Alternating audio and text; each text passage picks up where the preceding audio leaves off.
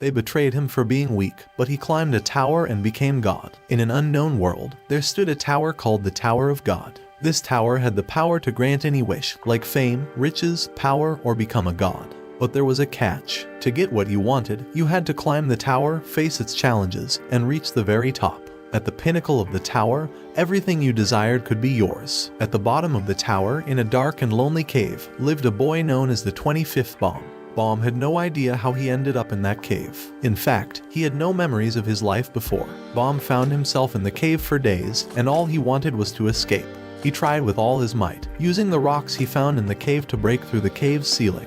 Living in the darkness had grown tiring, and he longed to see the light. Bomb persevered, and after some time, he succeeded. He made a hole in the cave's roof, and light poured in. It was through that hole that Bomb first saw a girl named Rachel. She had heard Bomb's efforts and had broken the roof with a rock to help him. Rachel climbed inside the cave, and she and Bomb quickly became friends. Their bond grew stronger, as Rachel was the first person Bomb had seen since he woke up in that cave. She helped Bomb relearn many things he had forgotten and told him about the stars that shone at the top of the tower. Rachel had a dream of seeing those stars, and she aspired to climb the tower to make that dream come true. But Bomb, who only knew the cave and his best friend Rachel, wanted her to stay with him forever. One fateful day, Rachel made the decision to leave and run towards the tower's entrance, determined to chase her dream of seeing the stars. Bomb ran after her, desperately trying to stop her from leaving him.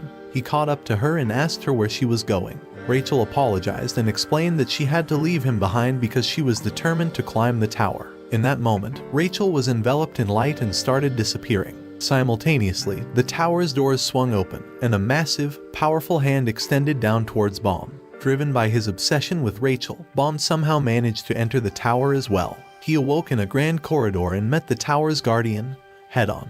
Hedon seemed pleased that Bomb had arrived. Bomb was surprised that Hedon knew his name, thinking that perhaps Rachel had told him. Bomb urgently asked where Rachel was, but Hedon interrupted, telling him that all the answers he sought lay at the top of the tower. Hedon then presented a question. Would Bomb be willing to take the necessary test to climb the tower and find what he was searching for? Bomb was determined to find Rachel and would do anything to bring her back. He couldn't bear to see her go. Hedon then altered the room and revealed a cage behind Bomb. Hedon explained the rules. To pass the test, Bomb had to enter the gigantic cage and break a large ball inside it while avoiding the attacks of an armored steel eel also inside the cage. If he succeeded, he would pass the test and move on to the next floor of the tower to continue his search. Hedon warned Bomb that the test was extremely difficult and that he could withdraw now. The tower was dangerous, and someone as weak as Bomb could lose their life attempting it. However, Bomb paid no attention to Hedon's words and rushed towards the cage. But just as he was about to enter, a girl stopped him by kicking him in the face. The girl named Yuri and a boy named Evan started speaking a strange language that Bomb couldn't understand. But don't worry, Evan had a special ball called a pocket that turned their words into something Bomb could understand. They said Bomb was an irregular, which meant he came into the tower all by himself, unlike other regular folks. Bomb was on this journey to find his friend Rachel, and that's why he ended up in the tower. Hedon came by to them and figured out that Yuri was a princess of Zahard. She introduced herself and Evan. Hedon warned Yuri that if the big boss of the tower, Zahard, found out she was helping Bomb, there would be big trouble. Yuri thought the test was too tough for a newcomer, and she said even folks on the 20th floor would find it hard. But Hedon said Bomb was an irregular, and Yuri thought he was harmless. Evan thought the same. Hedon had an idea. He told Yuri that if she wanted to help Bomb so badly, she should lend him a special sword called the Black March. It was part of a legendary set of swords in the tower. But Evan wasn't too sure about this idea, as only the princesses were supposed to use it. Yuri finally agreed and handed the Black March to Bomb. She said she did it because he had a pretty face. Bomb took the sword and went into a cage, where the giant eel attacked him. Bomb tried to fight the eel with the sword but had some trouble when the eel ate him and Bomb injured it from the inside. He succeeded in getting away from the eel and focus on the ball. Bomb kept trying to break the black sphere, hoping for a miracle, but the eel came back to attack him. Evan shouted for Bomb to ask the Black March for help. Yuri said the sword wouldn't listen to her, so it won't help. But Bomb talked to the sword, and it lit up. The sword's spirit talked to him and agreed to help because he was cute. With the Black March's power, Bomb beat the eel, broke the sphere, and moved to the next floor. Yuri tried to follow, but Hedon stopped her and killed the eel with his staff. Now, Bomb found himself on the second floor, and there was a big battle with around 400 people. It was way better than the dark and creepy previous floor. Bomb was amazed, but he had no time to enjoy it. A voice from a floating black cube called a lighthouse said they had to fight until only 200 were left to move on. The test started, and Bomb used his sword to defend himself from others who tried to clap him. But then he faced a big, multiple-eyed creature. He was in trouble when two new people, Kun Agro and Rak Wraithrazor, came to them. Rak wanted to hunt Bomb, and Kun was curious about the Black March sword. Rak really wanted to fight Bomb because he thought of him as prey. Bomb looked at his rivals, and he saw that Rak was pointing his lance right at his head. Kun wondered why a talking alligator like Rak would be valuable. Bomb saw a chance to get away and moved a bit. Kun teased Rak by asking if he was Bomb's pet. But Bomb said that Rak wasn't his pet because Rak was trying to clap him. Rak got mad and stomped his feet, saying his name was Rak Wraithrazor and wanted Kun to call him that. Kun thought Rak was just like the other people who wanted to fight. He decided to leave, but he noticed something on Bomb's sword. It had the same mark as the 13-month series swords, and this made Kun curious. He made Rak fall and then ran away with Bomb. Rak got up, calling them turtles, and tried to find them. While Kun and Bomb hid behind the guy with multiple eyes, Kun introduced himself, shook Bomb's hand, and asked where he got the Black March. Bomb told him that Yuri had lent it to him to reunite with someone. Kun found this interesting and asked Bomb to go with him. Bomb agreed because Kun was the only person on the floor who hadn't tried to clap him. Meanwhile, Rak was still searching for them. In the middle of all this, there was a battle between a green reptile girl named Anok, with a whip-like weapon called the Green April, and a guy named Hats, who had two katanas. The Green April had a red mark like the Black March, part of the 13-month series. This made Anok a princess of Zahard like Yuri. While Anok and Hats fought, Bomb and Kun counted how many people were left, which was 268. They were focused on hiding and waiting. Kun asked Bomb if he had ever clapped anyone, but Bomb said he hadn't. He couldn't remember his past, only what Rachel had taught him. Kun asked if Rachel was his girlfriend, but Bomb said she wasn't. He felt like he belonged to Rachel, and that's why he had to climb the tower to find her. Kun said Rachel was like his rule. Bomb didn't know what that meant, but they shook hands to become allies. Bomb liked the idea of having someone on his side. The fight between Anok and Hats ended in a tie because they were both really strong. Then they met a guy named Shibisu, and they all decided to team up. Kun told Bomb something important. He said that Bomb shouldn't be stuck following the tower's rules. He should make his own rules. Kun also thought that if a princess of Zahard, like Yuri, was interested in Bomb, it was worth believing in him too.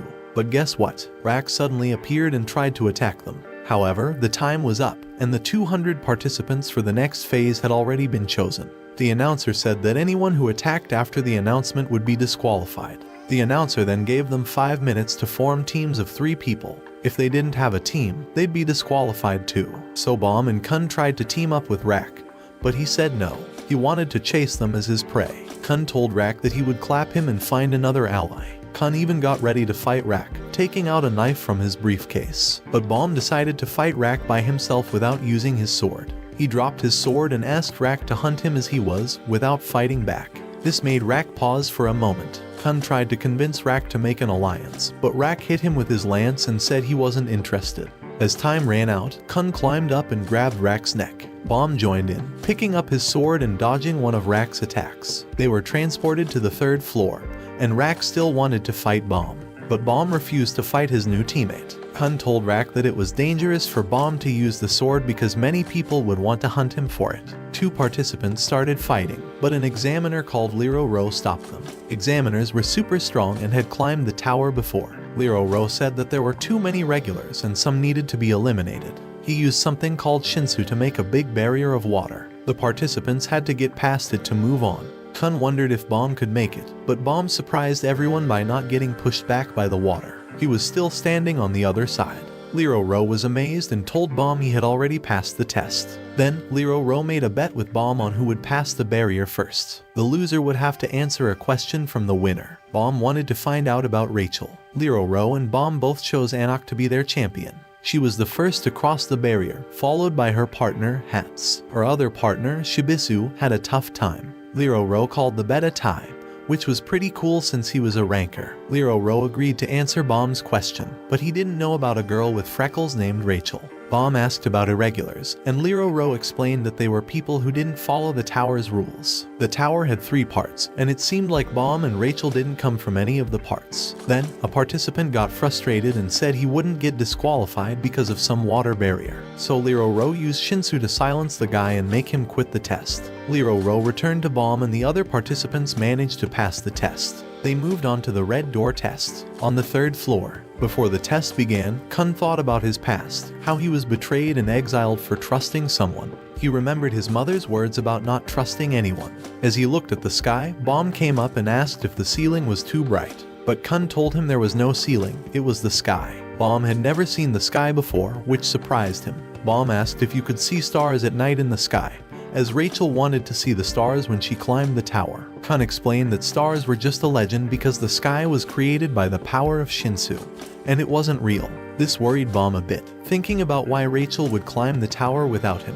As the test started, teams of regulars entered a corridor to continue to the red door test. The next team went in, and they heard screams. Bomb, Kun, and Rak sat and waited for their turn while they waited. A guy who looked like a balloon approached them and said he had a clue about the test. Bomb asked what it was, and the guy mentioned that the groups that passed in less than 5 minutes didn't scream. He thought there might be a time limit. Kun wasn't sure about the guy's theory and questioned why he would share it with strangers. The guy talked about Kun's past and how he was abandoned by the Kun family. Kun got angry and pulled out a knife. Bomb tried to stop him, and Rak stood up, ready to fight. Kun backed away to avoid a fight in the waiting room. Then, it was their turn to proceed with the test. They entered a room with a giant clock, and red doors appeared. A guy named Yuhan explained the test. They had to open the right door to pass, but they could only choose one door, and they had 10 minutes. Yuhan wouldn't give them any hints. Kun analyzed the situation, thinking about what the right door could be. Rak was running around chaotically,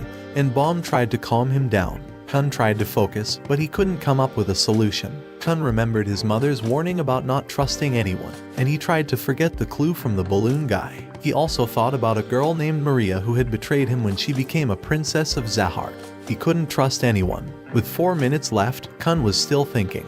Just before the 5-minute mark, Rak, driven by instinct, kicked open a door and they passed the test. Yuhan congratulated them and explained that they just had to open any door before 5 minutes had passed. Yuhan knew about Kun's past and mentioned how Maria had traumatized him, making him someone who never made decisions unless he was absolutely sure. He also said that Kun needed companions who could make instinctive decisions, like Rak, and protect those eyes that don't know any doubt, referring to Bomb. Kun left without saying anything, and Yuhan wished him farewell, hinting that he knew what was in Kun's briefcase. Afterward, other groups also passed the test, including one with a guy who's always sleeping named Fonseca Laura and another with Anok. Bomb tried to ask Kun about Maria, but Kun didn't want to talk about it. On the lower floors, tests were still going on, and on the 2nd floor, there was a group of hooded individuals, one of whom resembled Rachel. They clapped everyone who participated in the tests, which was against the rules. Quant, the examiner in charge, informed Yuhan about the group that had passed both tests. Yuhan agreed to help and contacted Lero Ro to resolve the matter. Bomb went to get a drink for Rak but realized he didn't have money. Shibisu approached and bought him the drink. Shibisu introduced himself and his team, consisting of Anok and Hats. Bomb thanked Shibisu and introduced himself as well.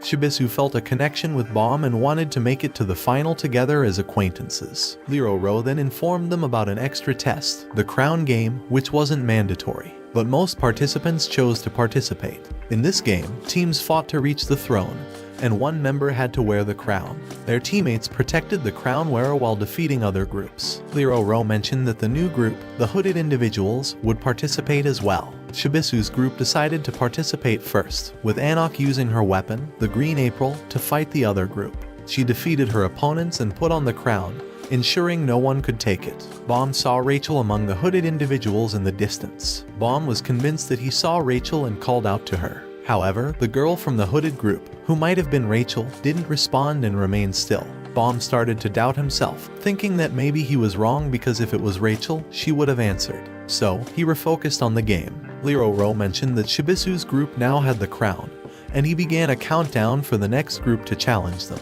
Rak wanted to go next, but Kun advised waiting to make the best move. The countdown ended, and 2 more groups entered, a random group and Laura's group. Hats and Shibisu split up to protect Anok and the crown. Hats handled the random group, while Shibisu fought Laura's team. Laura, who was usually asleep, woke up and attacked Anok using Shinsu, making her angry. Anok dodged the attacks and used her green apple to counter Laura's group, causing the Black March to react strangely. Anok noticed the Black March's influence and stopped her attack, causing Laura's group to decide to leave the game. Anok destroyed their cell and confronted Bomb, demanding the Black March. Bomb refused, and Anok tried to take it by force but was stopped by Lero-Ro, who disqualified her for leaving the throne. Anok proposed a bet to Bomb. If he won the test, she would give him her sword, and if she won, she would take the Black March. Bomb reluctantly accepted, and the test resumed. The test continued with more groups entering to fight. Kun managed to take the crown and hid it in his briefcase. He challenged the other groups to try and take it from him, using his briefcase to defend himself. After a series of dodges and maneuvers, Kun revealed a fake crown and placed the real one on Bomb's head,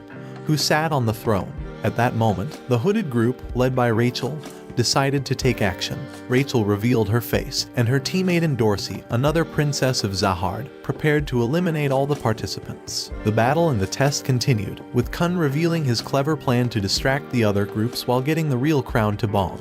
He showed his ability to copy objects using his briefcase. When 3 groups decided to team up and attack Kun, they were swiftly stopped by Rak. After a bit of rest, the 4th round began with more groups entering. 2 groups agreed to ally, but the 3rd one chose to attack the 2 groups, defeating them all. Kun revealed that the 3rd group, who didn't ally with the 2 groups, was their secret ally from a previous test, and he had planned this with them. Bomb's group saw their allies return to the cell but realized they got disqualified for helping them. Kun explained that they have to win the bet with Anok and explore the tower together. The final round started with the 4 remaining groups. A woman with a multi-eyed mask quickly defeated the other groups, leaving only Bomb's group, the hooded group, and her own. She went straight for Bomb but was stopped by Rak. She then charged at Bomb after managing to get Rak out of the way, and Bomb got defended by Endorsi from the hooded group. In the middle of the battle, Bomb recognized Rachel's voice but couldn't see her face due to the hood covering it.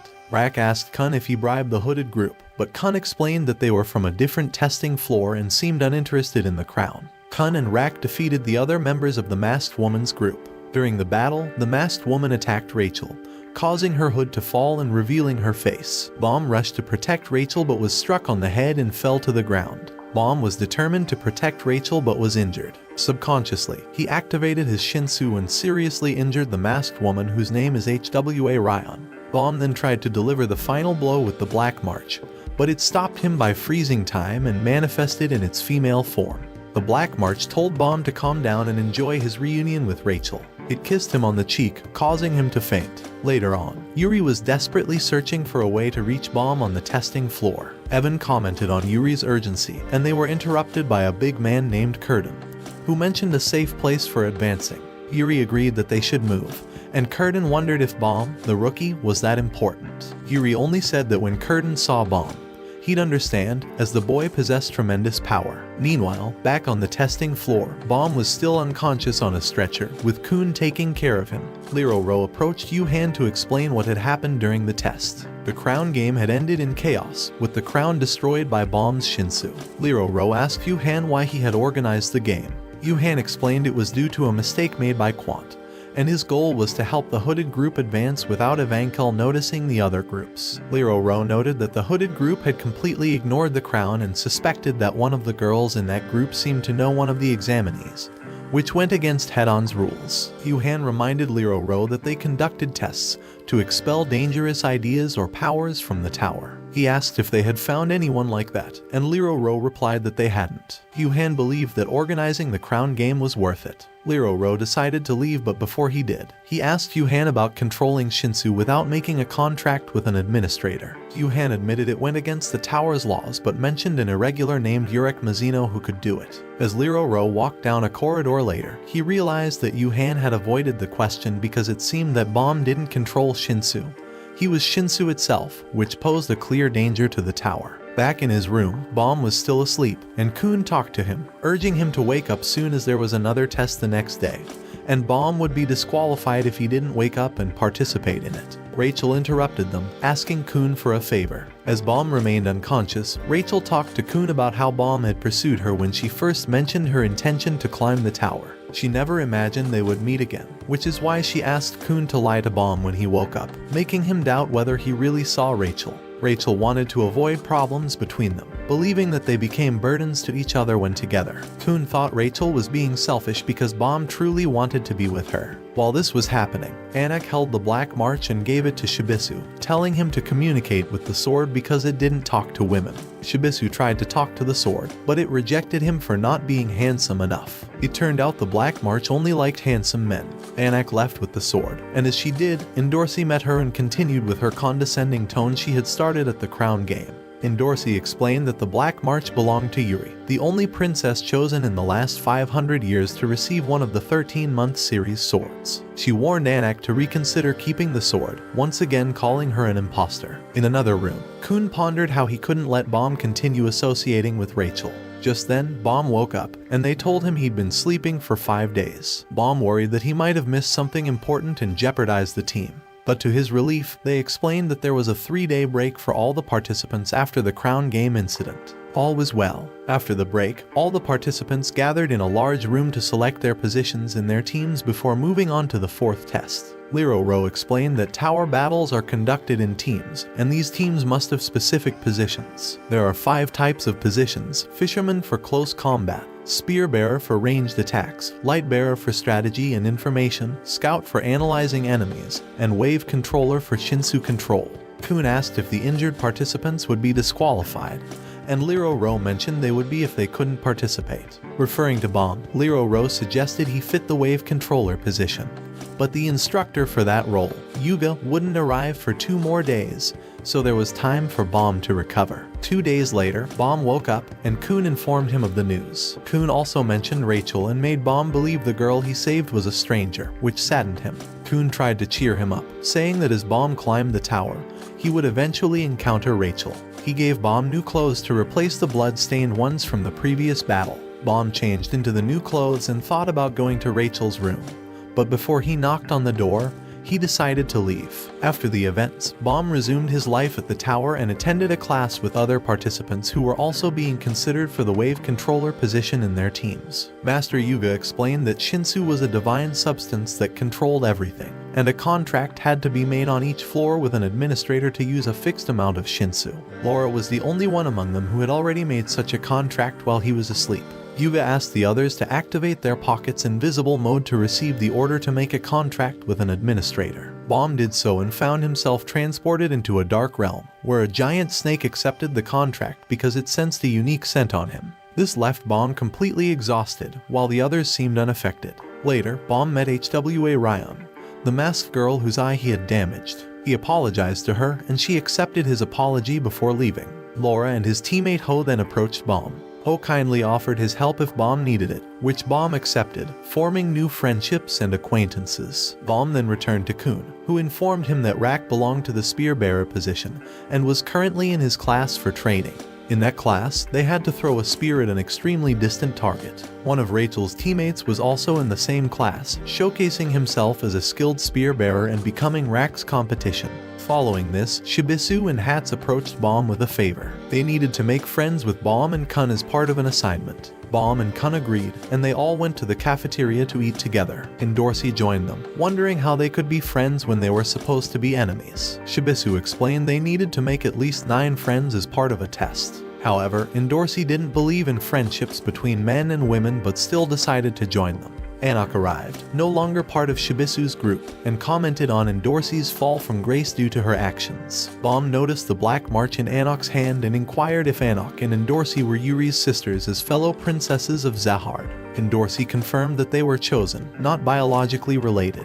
They were selected from the best families and races as trophies that Zahard flaunted. Endorsi then attended her class for those who qualified as fishermen, a class in which they accumulated points by knocking down rivals.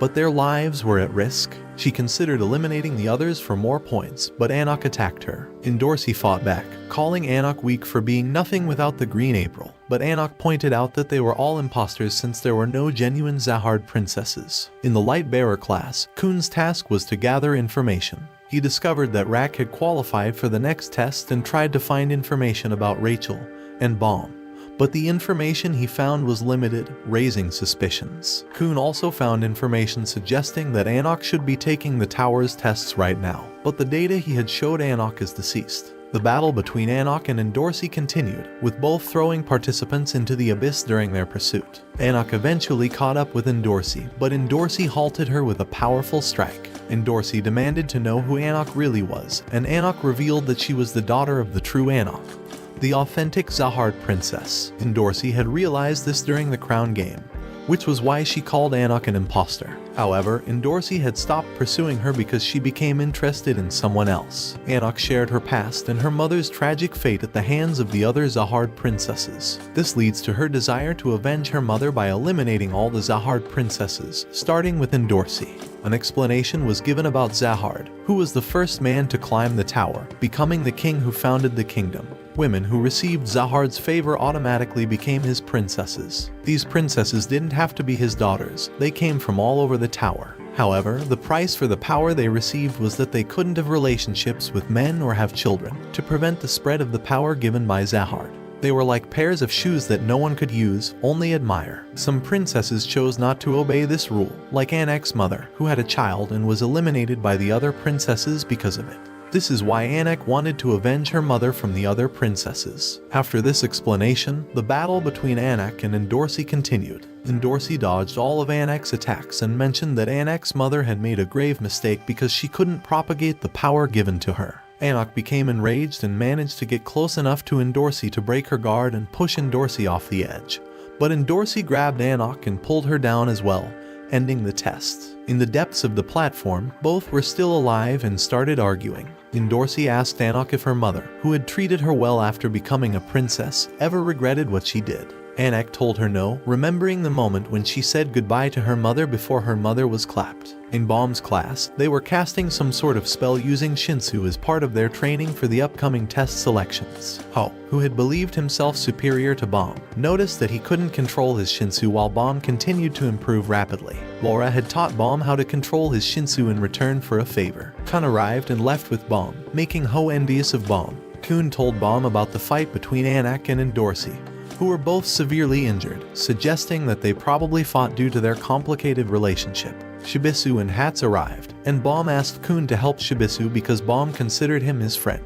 In the hospital, Endorsi had a broken leg and mentioned that she ran out of points due to medical expenses. Baum and Hats visited her, bringing her food but only giving it to her if she agreed to become friends with Hats and Shibisu, with the condition that they would provide her with daily food. Endorsi accepted, and Baum and Hats tried to make a similar deal with Anak, who initially refused but was convinced with a chicken pie. Baum, Hats, Kun, and Shibisu celebrated the success of their plan. Later, in Shinsu class, Ho was still envious of Baum's sudden improvements and suspected he might be hiding something. After their training, Ho received a letter with instructions on what he needed to do to reach the top of the tower. Liro Ro had a meeting with Yu Han, who told him he wouldn't be in charge of the next test and would be replaced by Quant. Liro Ro accepted this decision even though he found it strange. Later, Liro Ro gathered all the participants to explain the next test, called the Joint Test, which involved a pursuit of tag. Rak and Rachel's partner wouldn't participate because they were the only ones who passed the previous test. The participants would be divided into two teams, and Kun realized he was in Team A, while Baum was in Team B. The test involved two pursuers called it, one of them being Quant. The objective was to make their teams that reach the end goal or steal Quant's insignia. The winning team would receive points, but they'd lose if Quant took their insignia. The participants were taken to the circular building where the test took place, and Tima was already present. Kun acted as their leader, explaining his plan to lure Quant. They used Shibisu as bait, and while waiting, they managed to attract Quant, who played along. Tima had Anak as their it, and she tried to steal Quant's insignia, but Quant dodged her ambush, making him quite angry. This is why Liro Ro wanted to be in charge of this test because Quant got angry. He lost control. To Liro Ro's surprise, Quant held back and gave the participants a 111-second head start before chasing them. Liro Ro had doubts, but Yu Han believed Kun had a more elaborate plan. In Team B, Baum was determined to find Rachel, who was using the name Michelle to hide her identity. Endorsi informed Baum that Rachel had already left, and when he asked why Endorsi chose her for their group, she explained it was the only option. Back in Team A, they continued running towards a bridge. hoping to win the test. Kun knew that Quant wouldn't make it easy for them, and Quant, after finishing his count, began chasing them. Kun organized the team, with Anak getting into an elevator and needing 10 minutes to reach the bridge. The rest of the team had to keep Quant occupied for at least 5 minutes. As Quant began climbing the stairs, the team set up an ambush. Quant understood the plan and decided to teach them a lesson. He used incredible speed and shadows to defeat the participants on the stairs within a minute. Anak exited the elevator and was escorted by her group. Quant caught up to her quickly as the others had been defeated. Shibisu suggested waking up Laura to help them, but Kun doubted Laura would assist since he had practically passed the test already. Liroro observed the situation and assumed they had already lost because Quant was getting closer to Anak, knowing which exit they were headed to. Rak warned Liroro not to underestimate Kun. Liroro considered the possibility that Kun had copied the insignia with his briefcase to confuse Quant. However, Yuhan explained that the insignias were modified with Shinsu and couldn't be copied. Shibisu and 2 others tried to stop Quant but were easily defeated. Kun was informed they lost sight of Quant. Quant reached the bridge where Anak was headed but encountered Kun. Quant asked about Anak, and Kun told him she had jumped to the lower exit. However, Quant didn't believe him. Kun claimed that Anak was running towards the exit. To deceive Quant, Anak hid inside a blue cube called a lighthouse, controlled by Kun. Kun tried to trick Quant into jumping off the bridge. Quant realized Kun was hiding something, so he decided to jump off the bridge while holding onto Kun. As Kun fell, he released his grip, allowing Anak's sword to save him. Quant fell to the ground alone. Anak climbed back onto the bridge, close to the finish line. Baum watched with his team B, feeling excited about Kun's apparent victory. However, the rest of his team looked at him strangely because Team B couldn't pass if Team A won. But Baum was just excited for his friends. Anak was about to cross the finish line, but to her surprise, Quant was waiting there and swiftly grabbed her insignia, declaring Team A as the loser. Team B celebrated because now they had a chance to take the test. In another room, Kun pretended to apologize to Team A for not being a good leader, but it was all part of a plan to save Baum from disqualification. During the test, with Laura's help, Kun had gone to find Quant and help him climb up the bridge again to catch up with Anak. Meanwhile, in Team B, the members argued about who should be the leader, and Endorsi volunteered and was accepted as the leader. So, Team B attempted a strategy similar to Team A, moving the insignia toward the bridge. Endorsi, Baum, and 2 others took the elevator, while Hats and a couple of spear bearers took the stairs. Serena and Ho waited at the entrance. Serena shared her loss of motivation with Ho, explaining that in the next test, they might have to fight and even harm the people they had come to consider as friends. She recalled a story of how she and her friends were thieves, and a rancor had come and killed them. Hedon had saved her and brought her to the tower. She admitted that at first, killing didn't bother her, but now she was uncertain about it because of the connections she had formed. Ho, on the other hand, didn't care and showed that he was willing to step on others to advance further. Hats became alert as he sensed Quant approaching. He got ready and instructed the other spear bearers to prepare as well. When Endorsi and the others reached the bridge, she suddenly betrayed her teammates by attacking the 2 who weren't Baum. Endorsi shared her painful past with Baum and the group, describing how she came from a family that made adopted girls fight to become a princess of Zahard. She revealed that she had to endure a life of hardship, watching the other girls eat well while she had to eat stale bread. Eventually, she fought and defeated all the other adopted sisters to become a princess candidate. Endorsi expressed her desire to eliminate some members from Team B, as only 4 could pass the test, and there were currently 6 in the group. She was determined to secure her passage to the next stage of the tower's trials. She told Baum that he would have to make tough choices too if he wanted to climb with Rachel. Baum struggled to understand this logic. In the meantime, Hats prepared an ambush with the 2 spear bearers, intending to take advantage of Quant's arrival. Quant arrived somewhat irritated about having to accept Kun's help from the previous game. On the other hand, Ho left Serena alone, as he was beginning to act on his own accord. Back with Endorsi, she continued to fight against the 2 participants she aimed to defeat. Baum tried to reason with her, reminding her of her own past when she was weak. But when she let her guard down, one of the participants attacked her. Baum stepped in to protect Endorsi, but then he decided to find Rachel on his own. Rachel was in her lighthouse when Ho interrupted her. He took her hostage, knowing that he could use her to manipulate Baum. He claimed he had received a mysterious letter instructing him to do this. The test transmission was temporarily stopped to prevent the other team from witnessing these events. Liroro wanted to interrupt the test, but Yuhan insisted on continuing. Hats fought Quant to buy some time, but he was clearly outmatched. He had hoped the spear bearers would ambush Quant, but they betrayed him, fleeing and leaving him to fend for himself. Quant realized this betrayal and decided to confront the traitors. Ho, holding Rachel hostage, panicked as he noticed Bomb approaching. Ho demanded that Bomb fight Quant to save Rachel's life. Bomb, driven by his love for Rachel, agreed without hesitation. Quant used Shinsu to immobilize Bomb, as he was more interested in pursuing it for the test. Ho, in his desperation, ended up stabbing Rachel. Bomb managed to use the same immobilization technique he learned from Quant, incapacitating Ho. As Ho lay on the ground, he revealed his envy and explained how his own weakness had prevented him from protecting anyone in his village. He admitted that he didn't actually want to harm Rachel but had targeted Bomb out of resentment. Then, Ho tragically took his own life. Serena arrived at the scene to find Ho already dead, and Quant approached them to inform them that the test must continue. Bomb couldn't believe he had lost his friend Ho, and was deeply concerned for Rachel. Dorsey also arrived to engage Quant in a battle that she ultimately won by tricking him into believing he had stolen her badge when, in fact, she had taken his. From the control room, Yu-Han declared the test over, with Team B emerging as the winners. The next day, Rack tried to explain how Rachel's companion vanished, and they asked Dorsey about him.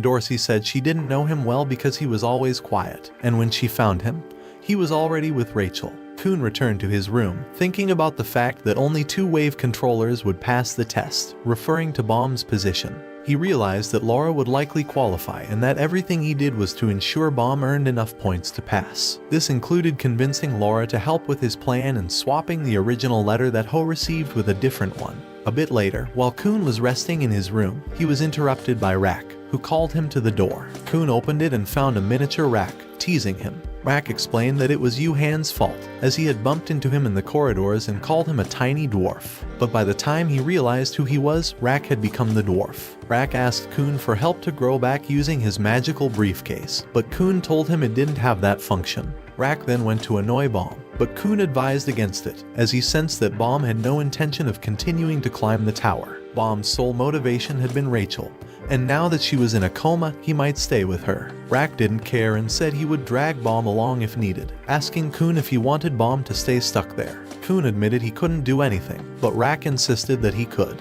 As Rack was about to leave, Bomb appeared and informed them that Rachel could no longer walk due to her wound. He had decided to continue climbing the tower and be Rachel's legs. Bomb didn't care about reaching the tower's summit or the stars. He just wanted to help Rachel. Hearing this, Kun remembered his own relationship with Maria and reflected on what might have happened if he had abandoned his goals back then. Bomb asked for their help, and Kun pushed Rack aside, telling Bomb to count on him. Kun was proud of his clever and cunning tricks and promised to help Bomb reach the top. Bomb then requested a favor to say goodbye to Ho in a kind of funeral. Serena, who had been close to Ho, arrived, as did Shibisu and the others who considered Ho a friend. Quant and Liro Ro also joined, and a small ceremony was held with a toast. Later, Bomb was with Rachel, thanking her for attending the funeral despite Ho's actions. Rachel began to cry and confessed that she had abandoned him because she wanted to see the stars and considered his weakness a nuisance. She told Bomb she was no longer the Rachel he loved and said he could abandon her if he wanted. Bomb remembered her as the light in his life, the person who saved him from his dark world. He explained that now he had many friends, but she was the first person he had ever met, and was irreplaceable to him. Rachel apologized for everything and cried. During the night, Serena left the tower without saying goodbye to anyone. Shibisu had anticipated her departure and waited at the exit to bid her farewell. Serena asked him not to meet the same fate as Ho and gave him the dagger she had used. In another scene, Master Yuga secretly talked to someone, mentioning that they would soon retrieve the Black March and the Green April. However, he was interrupted by Yu-Han, who discovered his true identity as Ren, the 67th agent of Zahard's royal enforcer. Yu-Han offered to help Ren complete his mission, as he considered Anak a threat to the tower's rules. Meanwhile, Kun met with Liro Ro and informed him about the letter given to Ho.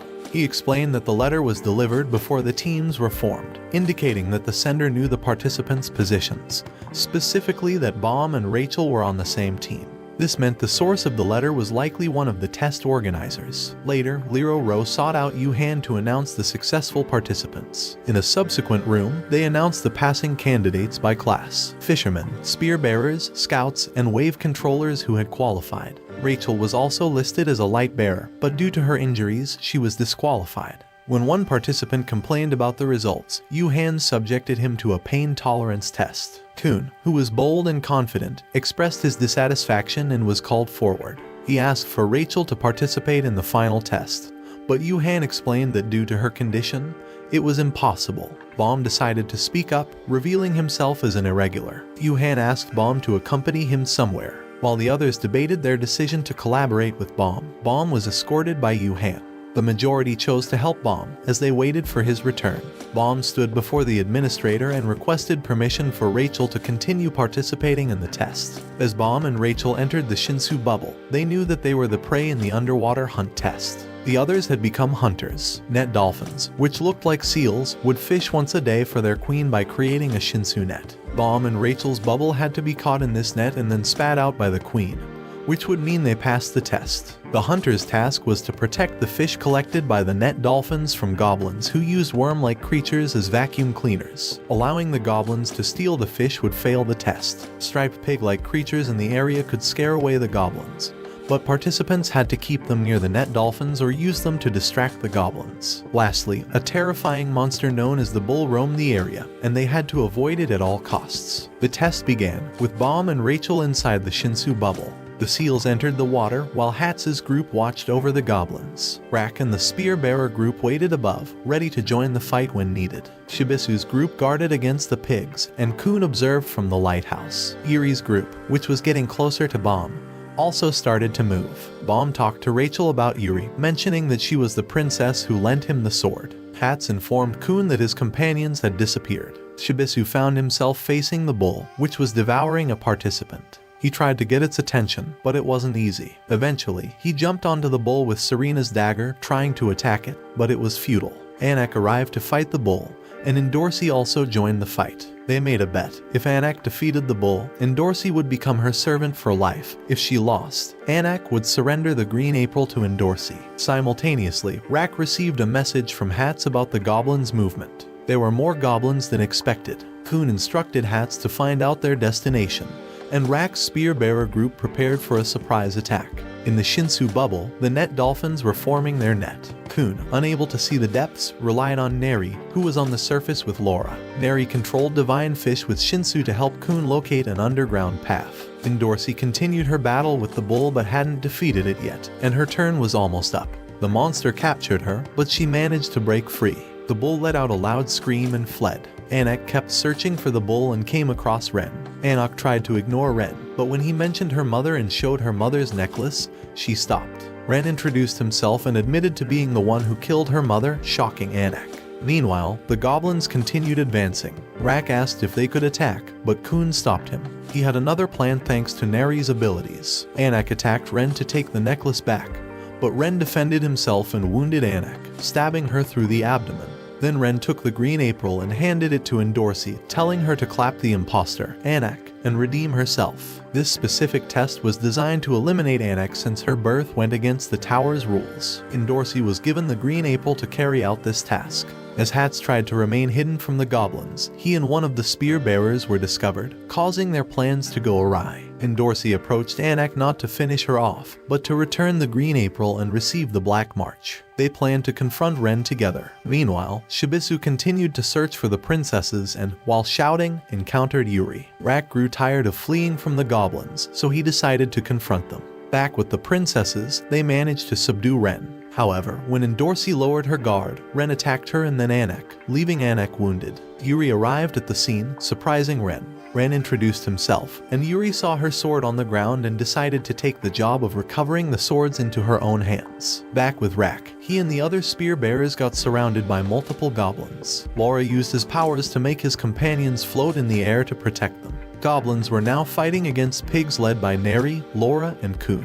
Everyone thanked Kun, who decided to take a break. Suddenly, someone very similar to Kun, Hatchuling, appeared. He was Kun's relative, and he had been accompanying Yuri on her journey along with Evan and Curtin. Meanwhile, Yu-Han watched the tests with Liro Ro and Quant and realized there was an infiltrator. When they tried to identify the infiltrator, the signal was cut by Hatchuling. Liro Ro found Yu-Han suspicious for staying calm during this situation.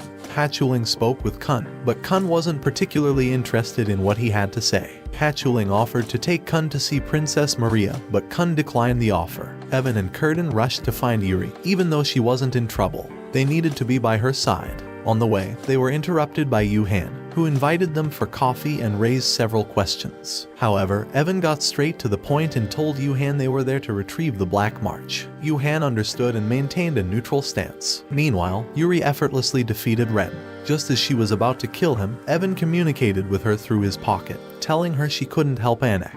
Yuri stepped away from Ren, and Curtin eliminated him. As Kun rejected an offer to see Maria, Hats tried to help him fight Hatchling, but Hatchling dodged the attack and withdrew. Hats sensed that something bad was happening, as Kun usually didn't rest when his friends were in danger. Ren lay crushed, while Yuri managed to recover the Black March. Ren told Yuri that what she was really looking for was Bomb, who had been targeted by the bull. Bomb was talking to Rachel, mentioning that he was no longer the same because he had friends now and could control Shinsu to some extent. Suddenly, the bull arrived and started attacking him. Yuri wanted to interfere, but Anak and others urged her not to, as it would disqualify Bomb. They decided to trust Bomb to pass the test. Bomb was struggling against the bull, getting injured multiple times. He eventually freed himself by exploding the monster from the inside using his Shinsu, emitting a radiant light. After defeating the bull, Bomb fell into Rachel's arms. Yuri trusted Bomb's friends, so she took the green April and left a message for Bomb with Shibisu, asking him to tell Bomb that she would be waiting on the 77th floor. She then left with Evan. Evan encountered HWA Ryan, who turned out to be a guide as well. He didn't understand why she was in that place. Returning to Bomb and Rachel, they were about to be swallowed by the Queen of the Net Dolphins. Bomb believed they would pass the test and could climb the tower together. Rachel asked to hold his hand, but then she surprisingly pushed him out of the Shinsu bubble, sending him falling into the deep abyss. Bomb was left in shock as he watched Rachel distance herself and sank deeper into the depths. Rachel appeared strangely calm after betraying her best friend, Bomb. We got to see a memory of how she came to the tower in the first place. She wasn't the chosen one, Bomb was. Head-on, the guardian of the first floor, showed Rachel an awakening of a savior, making it clear that Bomb was the person they were waiting for. Rachel begged to climb the tower and said she'd do anything. Head-on agreed to give her a chance, but with a test, she had to clap Bomb. In other words, she had to stop him herself. Rachel accepted but said she was too weak, so Head-on offered her a powerful guardian to fight on her behalf, and even to bring her back to life once if needed. This guardian was the same companion she had when she met in Dorsey. The companion gave up his life to bring Rachel back, and that's how Rachel managed to catch up to Bomb and try to clap him. As time went on, Rachel's envy and hatred for Bomb grew. She was frustrated by his growing circle of friends and the attention he received. HWA Ryan and a ranker helped clap Rachel in a plan to get her closer to Bomb. Rachel's plan worked, and she was alone with Bomb again, aiming to end him once and for all. In the end, Rachel betrayed Bomb and pushed him out of the Shinsu bubble. After this, Rachel lied to the others, saying that Bomb couldn't survive the attack from the bull. Later, Lero Ro gathered the participants and informed them that Bomb's body couldn't be found, suggesting the fish may have eaten him. The test was over and everyone had passed. Bomb's friends, except Kun, vowed to fulfill their promise to take Rachel to the top of the tower to see the stars. Kun had suspicions about Rachel but pretended to go along with the plan. Lero Ro decided to resign and invited Quant to investigate the matter by climbing the tower further. Meanwhile, Yuhan took the remaining participants to continue their tests in a different location. Bomb was revealed to be alive and was found by HWA Ryan. He woke up and wanted to know why Rachel tried to harm him. HWA Ryan told him he had to climb the tower again to find the answers to everything. She offered to help him train. Several years passed, and we saw the adult Bomb with his back to us, continuing his journey to climb the tower.